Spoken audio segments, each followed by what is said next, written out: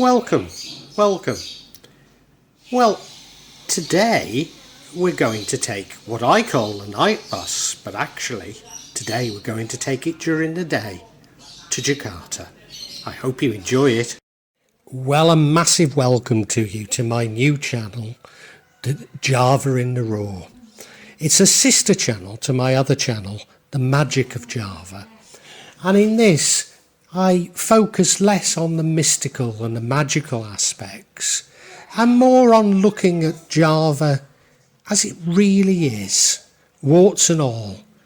Yes, I suppose it is a travel and tourism channel, but I'm not here to hide anything from you. And it looks at everyday life, so you could also see it as somewhat of an ethnographic channel. So it shows the real lives of people. Not attempting to hide anything, not attempting to glamorise anything. It'll largely be in the mountains of Gunung Kidul, near Jogja or Yogyakarta, but I'll also show trips out to places like Yogyakarta or Jogja, and Surakarta or Solo, and even to Jakarta and to Bali when it's open again. But thank you for joining my channel. And here we are, early in the morning. It's only 7 o'clock and we leave to go through some very beautiful countryside, which makes me rather sad to think I won't see it for a little while again.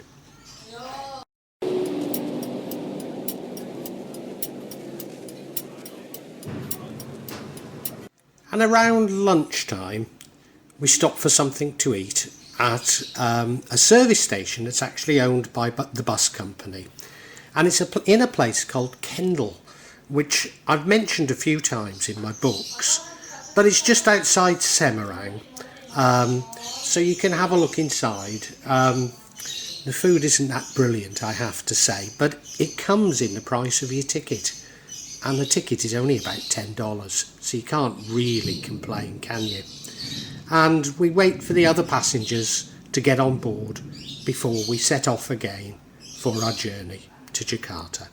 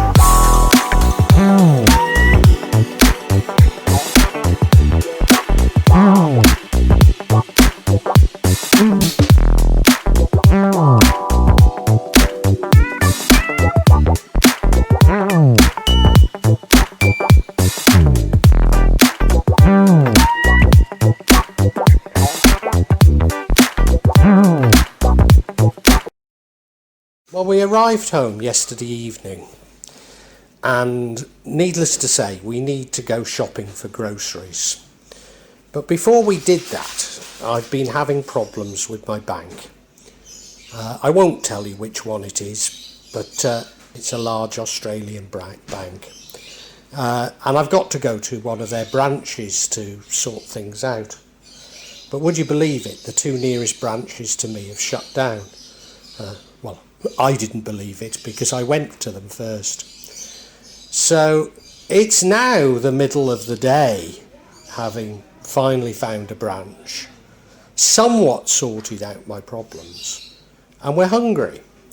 So we're going to go to the supermarket known as Harry in the ITC on Jalan Fatmawati in Jakarta.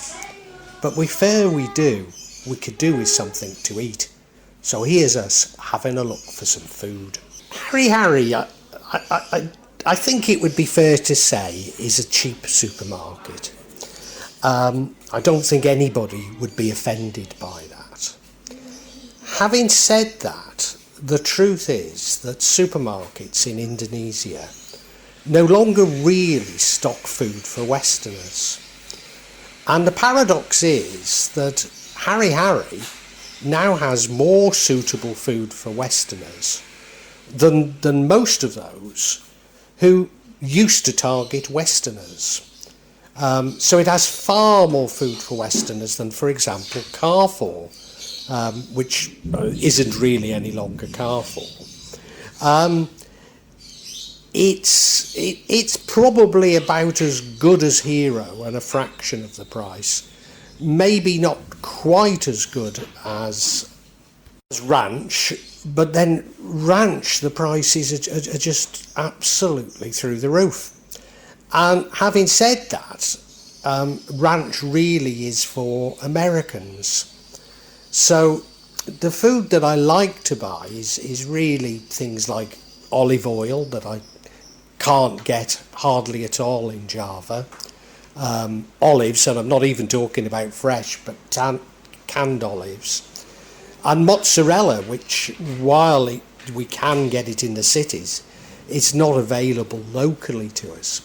So it's those sorts of things I like to buy. In the old days, I used to buy lovely smoked meats and smoked fish and lovely breads. You can still get rather nice bread in Heroes.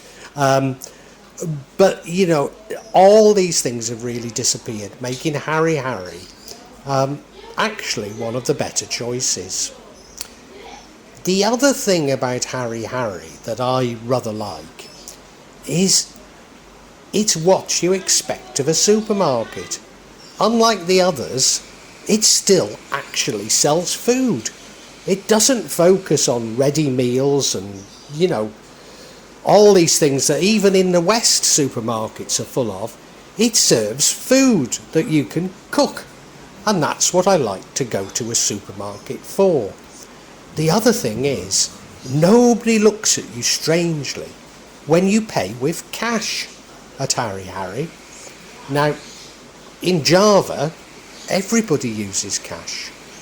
But it's going out of fashion with a vengeance in Jakarta.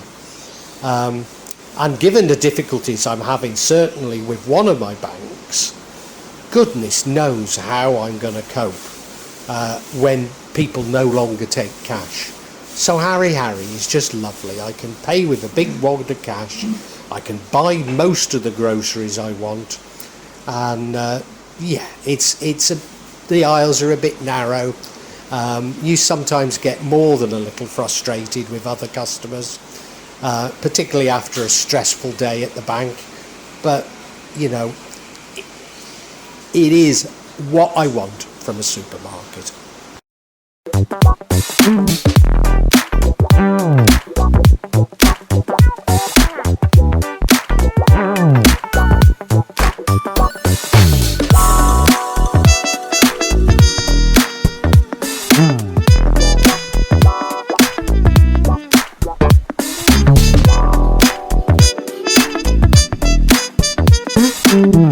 Now, rather inexplicably, supermarkets in Indonesia, and particularly in the cities, are always built on the top floor of a shopping mall.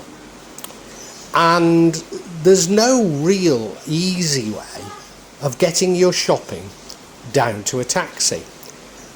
It's slightly easier to get your shopping down to your car if it's parked in their basement car park, but nevertheless it's still a hassle. And you're about to see the first bit of this hassle, which is trying to call a lift, and you'll see me waiting for quite a while for the lift, but it's much worse than that. It lasts a long time. Having got in the lift, We then have to navigate ourselves to an exit with all our shopping. So we push the trolley all the way across an entire floor until we can get to an exit. And then, as you'll see, the exit is built on some stairs. Now there is a ramp, but you've got a trolley full of heavy shopping. Fortunately, you'll see the security guard assisting us with this shopping, getting it down the ramp. But you've got to get it down the ramp, then you've got to call a taxi. And for some reason, they don't particularly like coming to where you are. I think because you have to pay for entering that particular area, and they want you to push it down another flight of stairs to them. We always say no to that and end up paying the extra for the parking. But this is absolutely typical of going to a supermarket in Jakarta.